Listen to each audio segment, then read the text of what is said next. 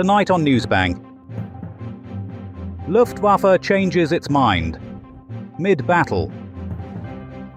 Supreme War Command ordered to command supremely. And French Army regrets Russian holiday. Plus, coming up, we reveal the shocking truth about the Loch Ness Monster's sordid affair with the abominable snowman. Those are the headlines. If the news doesn't fit, you must acquit. Today's Newsbang, crafting tomorrow's history with today's unfiltered lens of truth. A 1940.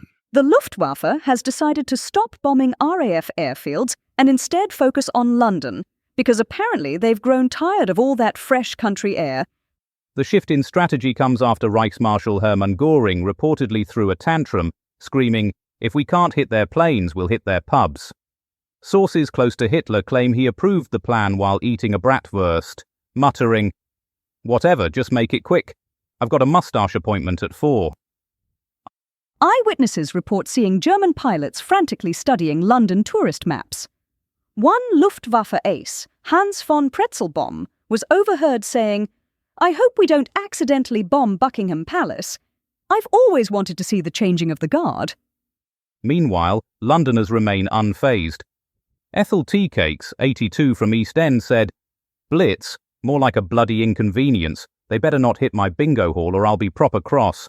1916. Germany's got a brilliant new plan to win the war. A Supreme War Command to oversee the whole shebang. Because, having 4 different countries with 4 different armies and 4 different ideas of how to win wasn't working out so well. I mean, who needs that much confusion, right? It's like trying to herd cats. Or in this case, Germans, Austro-Hungarians, Ottomans and Bulgarians. They're all like, "I want to fight on this front." No, we should fight on that front. And then the Germans are all, "Shut up, we're in charge here." And everyone's all, "Fine, you're in charge, but can we at least have a say in where we're going to die?" So, they created this Supreme War Command, led by General Paul von Hindenburg and his trusty sidekick, Erich Ludendorff. And let me tell you, these two were like the dynamic duo of war planning. They're all, "We're going to coordinate our troops, we're going to allocate our resources, and we're going to win this thing." And everyone's all, "Yay, we're going to win." But of course it's not all sunshine and rainbows. I mean, have you ever tried to get 4 different countries to agree on anything? It's like trying to get a group of cats to do tricks for treats. They're all, "I want this, I want that, I want to scratch the furniture." And the Germans are all, No, we're in charge here, do what we say." It's a miracle they didn't all just kill each other in the meeting room. 1812. News from Russia today as the French Grande Armée has been utterly decimated by an unexpected foe, the weather. Napoleon's troops, who marched into Moscow expecting a warm welcome and a nice cup of borscht, instead found themselves up to their necks in snow and surrounded by angry Russians wielding flaming torches. Eyewitness Ivan Vodka-Botelesky reported, "We saw these fancy French soldiers prancing about in their little hats. Then winter hit, and suddenly they were more interested in eating their horses than riding them." The French, who apparently thought invading Russia in winter was a jolly good idea, were caught off guard by the Russians' cunning, setting everything on fire strategy. General Kutuzov, mastermind behind this scorched earth tactic, was quoted as saying, "If we can't have it, neither can they. Plus, it keeps us warm." As the Grande Armée retreated, leaving a trail of frozen baguettes and broken dreams, Napoleon was heard muttering, "Next time we'll invade somewhere warmer. Maybe Egypt. I hear it's lovely this time of year." Idan, Newsbang, chasing deception down the alleyway of truth. For a meteorological prognosis, here's our weather correspondent, Shakanaka Giles.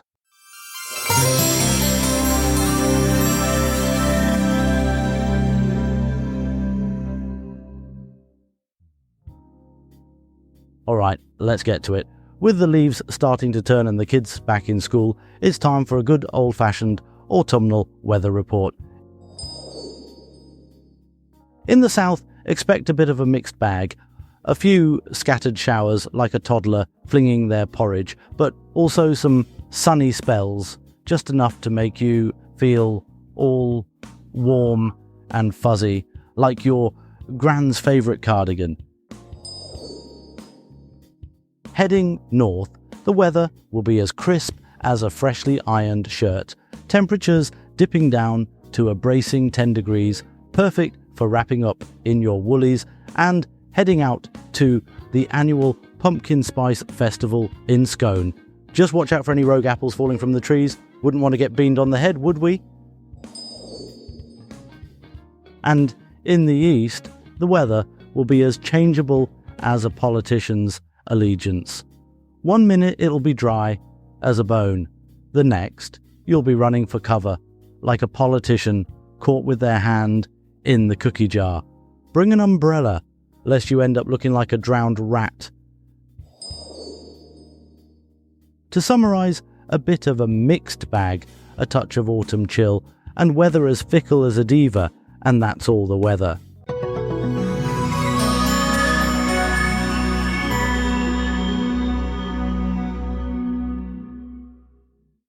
(1812).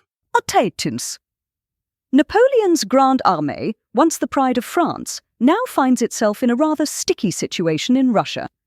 It seems the Emperor's grand plan to conquer the East has hit a rather large, cold and vodka-soaked snag. The French troops, accustomed to baguettes and fine wines, are now facing the prospect of a Russian winter menu consisting primarily of snow and despair. We go now to our war correspondent, Brian Bastable, who's been following this frosty fiasco. Brian, are you there? Can you hear me through all that snow? As I, Brian Bastable, crackerjack correspondent for Newsbang, stand amidst the bitter chill of this god-forsaken land, I am reminded of the ill-fated invasion of this very soil by the French Grande Armée in the year of our Lord 1812.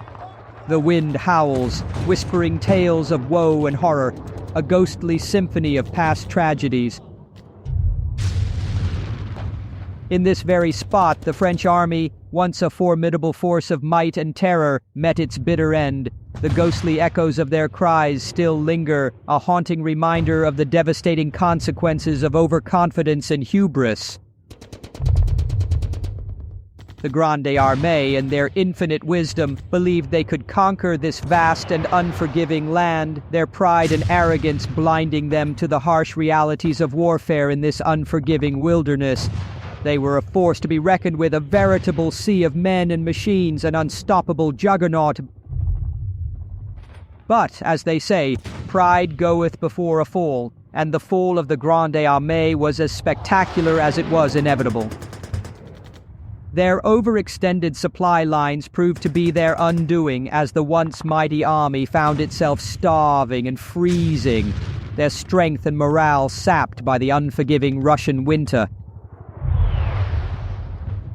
The scorched earth tactics of the Russian forces only served to exacerbate their suffering as entire villages were burned to the ground, their inhabitants fleeing into the frozen waste, leaving nothing behind but ash and despair.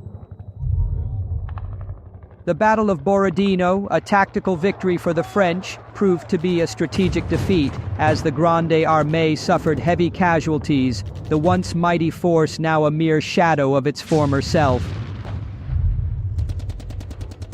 And so, as I stand here, a mere observer in the midst of this frozen hellscape, I am reminded of the tragic fate of the Grande Armée. Their defeat a cautionary tale for all who would dare to underestimate the power of this unforgiving land. As I turn to leave, I cannot help but feel a sense of foreboding, as if the ghosts of the past are warning me of the dangers that lie ahead. For in this frozen wilderness, the line between life and death is as thin as a razor's edge, and one wrong step can mean the difference between glory and oblivion. This is Brian Bastable, reporting from the frozen heart of Russia for Newsbang. 1916. On this day in 1916, the Central Powers established the Supreme War Command, a military juggernaut designed to crush the Allies with ruthless efficiency Led by the formidable duo of Hindenburg and Ludendorff, this new command promised to revolutionize warfare as we know it. One can only imagine the terror gripping the Allied forces as they face this united front of German ingenuity and Austrianness. For more on this earth-shattering development, we turn to our military strategist extraordinaire, Hardeman Pesto. Martin, I'm here at the inaugural meeting of the Supreme War Command in Berlin, 1916. The atmosphere is tense but optimistic. I've just spoken with Field Marshal von Hindenburg, who assures me that this new command structure will turn the tide of the war. Pesto, are you telling me you've actually spoken to von Hindenburg? That's right, Martin. He was very forthcoming about their plans to coordinate troop movements and resource allocation across all fronts. I find that hard to believe, Pesto. Did you conduct this interview in German? Absolutely, Martin. My German is impeccable. Really? Then perhaps you'd like to share with us what von Hindenburg said in his own words? Certainly. He said, "Ich bin ein Berliner." That's, "I am a jelly donut," Pesto. And it's what Kennedy said in 1963, not von Hindenburg in 1916. Well, perhaps my German is a bit rusty, but I can assure you I'm here at the meeting. All right then, tell us who else is there. Well, there's Erich Ludendorff, of course, and Kaiser Wilhelm II. Kaiser Wilhelm II is at this meeting? Yes, he just popped in to say hello. Pesto, the Kaiser was in exile in the Netherlands by this point in the war. He wasn't anywhere near Berlin. Well, perhaps I was mistaken. It might have been his cousin twice removed. Let's bring in our expert. We have with us Professor Amelia Battleaxe, historian of World War I. Professor, what can you tell us about the Supreme War Command? Thank you, Martin. The Supreme War Command was indeed established in 1916 to coordinate the efforts of the Central Powers. However, it faced significant challenges in reconciling the competing interests of different nations and obtaining accurate intelligence about Allied forces. Thank you, Professor. Now, Pesto, given this information, would you like to revise your report?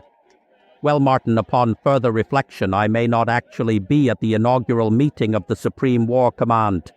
Where are you, Pesto? I appear to be in a Berlin beer hall, but I can assure you the atmosphere here is very warlike. Pesto, thank you. That was our correspondent, Hardeman Pesto, reporting from a bar in Berlin, 1916. Or so he claims. Denied to Newsbang, cutting through the propaganda with the scissors of scrutiny. And now, our environmental correspondent, Penelope Winchime, with a report on the anniversary of the extinction of the Tasmanian tiger. Penelope, as ever, brings her unique perspective to this tragic tale of human folly and ecological disaster. Greetings, eco-warriors and tree-huggers.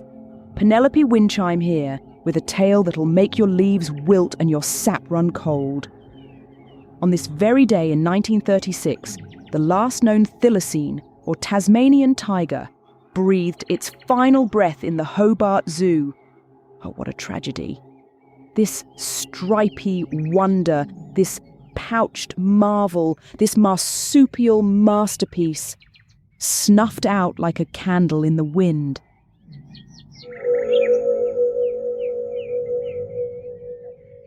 Picture it, dear listeners, a creature so unique it could open its jaw wider than your Uncle Bertie after a six-pack of lager. But alas, humans, in their infinite wisdom, decided this magnificent beast was better off as a rug than a living, breathing part of our ecosystem.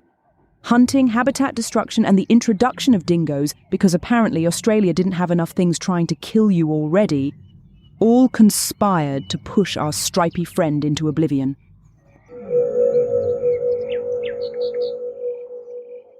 Now, some say the last thylacine, affectionately known as Benjamin, despite being female, the patriarchy, died of neglect. Others claim it was exposure to the harsh Tasmanian elements. But I, Penelope Winchime, have uncovered the truth. Benjamin was actually abducted by alien conservationists who couldn't bear to see such a marvellous creature go extinct.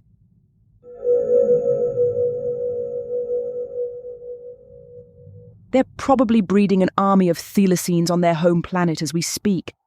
preparing for the day when they'll return to reclaim Australia from the tyranny of the dingo.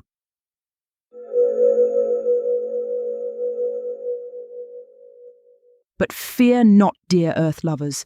Scientists are working tirelessly to bring back the thylacine through the magic of cloning. Soon, we'll have thylacines roaming our streets, chasing our postmen, and raiding our bins.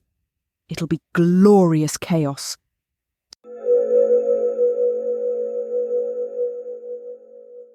So remember, friends, the next time you see a stripy dog-like creature with a pouch, don't call animal control. It might just be the vanguard of the great thylacine invasion. This is Penelope Windchime, signing off and reminding you, extinction is forever, unless you have a really big freezer and a lot of patience. Newsbang, confronting the phantom fact-crushers of obscurity. 1986. And now, a look back at this day in 1986 when Desmond Tutu made history by becoming the first black leader of the Anglican Church of Southern Africa. This momentous occasion sent shockwaves through the apartheid regime, causing several high-ranking officials to choke on their morning tea. Tutu's appointment was seen as a divine intervention by some and a clerical error by others. For more on this earth-shaking event and its impact on the spiritual landscape of South Africa, we turn to our religious affairs correspondent, Pastor Kevin Monstrance.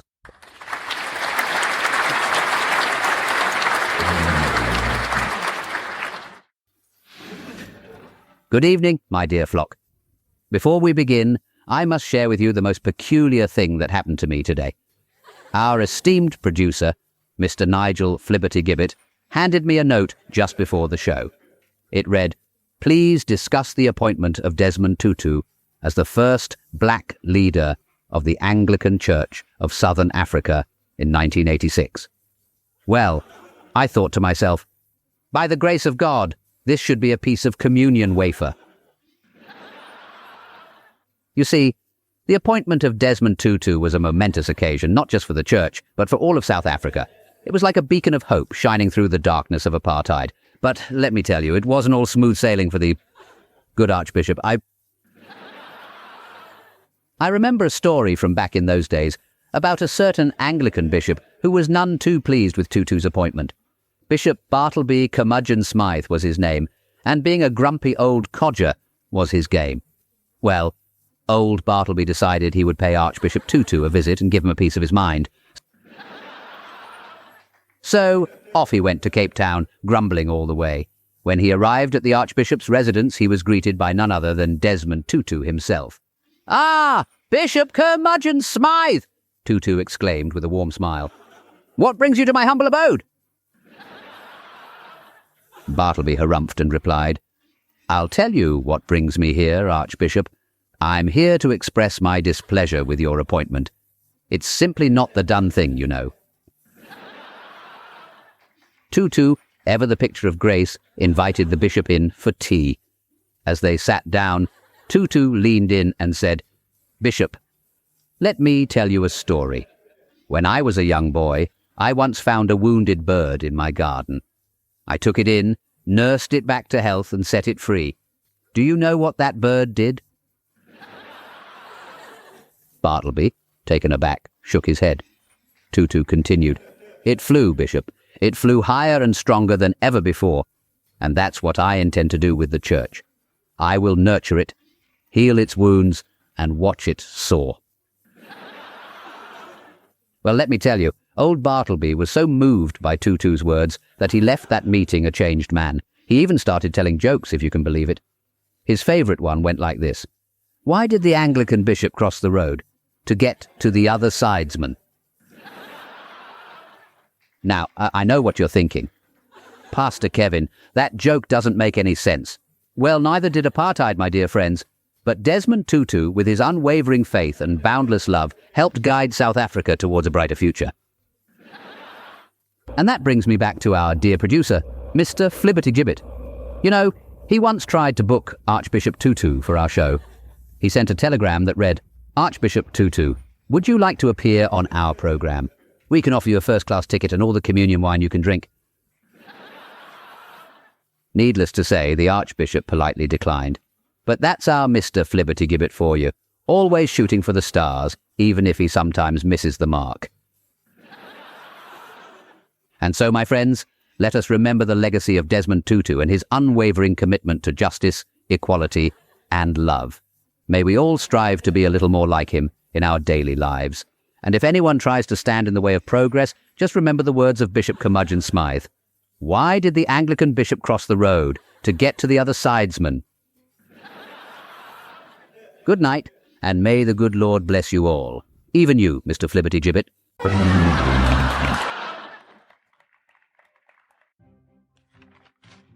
And just time for a look at tomorrow's papers. The Times: Galveston hurricane wipes out city, thousands dead. There's a map there of Texas. The Telegraph: Ford frees Nixon from Watergate hook. That's with a photo of the president. The Mail lead with Star Trek blasts off on telly. There's a picture of Mr. Spock's ears. The Guardian have woman dies in bicycle crash. No photo there. The Sun: bathing bells get gobsmacked by size of new wave. There's a large picture of a wave. And finally, the Daily Express: golf ball goes up tree. No explanation given. That's it. Newsbang will be back tomorrow. On the day, a furious rhino stormed out of a cake shop in Nairobi. It didn't like the icing. Good night. Tune in next time for more artificially intelligent hilarity. Newsbang is a comedy show written and recorded by AI. All voices impersonated. Nothing here is real. Good night.